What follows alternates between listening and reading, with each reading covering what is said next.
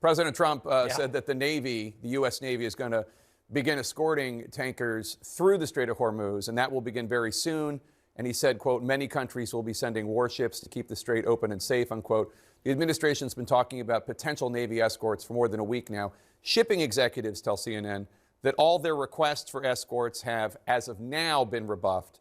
President Trump said, quote, hopefully China, France, Japan, South Korea, the UK, and others will send ships to the area, unquote. Is he hoping that those countries are going to send ships, or have they committed to sending ships? And how soon will those naval escorts be ready? Well, I'll leave those, those conversations to him. The conversations are ongoing. I think there's an important point that's getting, kind of missed in the conversation, and that 80% of the oil coming out of the Gulf heads to Asia.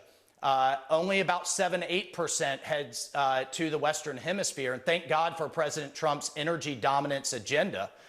Everything from opening up ANWR, new pipeline in Alaska, incentivizing fracking, what we're going to see come out of Venezuela and Guyana in the coming months and years. This is why we have to be energy independent. And I have to just say, it's a little rich coming from the progressive left, who has literally been at war against oil.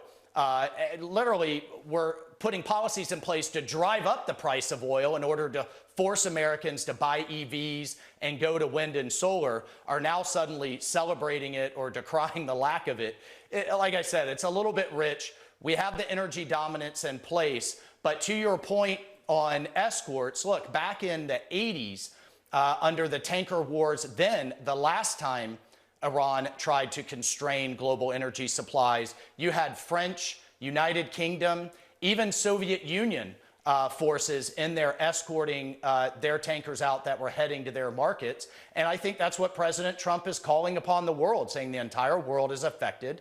Iran can't hold your economies hostage. And we certainly welcome, encourage, and even demand their participation to help their own economies. And meanwhile, the U.S. military will continue to pound the Iranian military, their missile, boat, and drone forces to keep the straits open.